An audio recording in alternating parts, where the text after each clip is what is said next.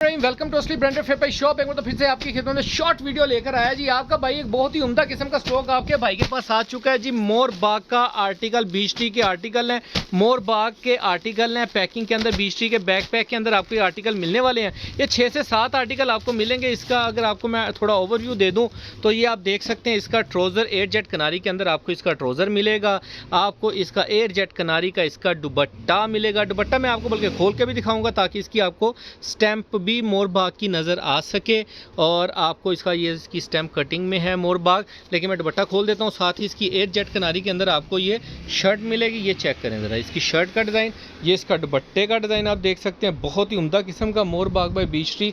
ये आप इसकी स्टैम्प नोट फरमा लें, ये इसकी स्टैम्प आ जाएगी मोर बाग की।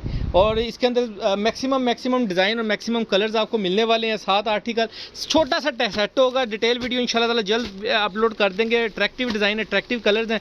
जितने भी कस्टमर्स को ऑर्डर और डिटेल वीडियो देखने के बाद ऑर्डर कीजिएगा। थैंक यू, अल्लाह हाफिज़।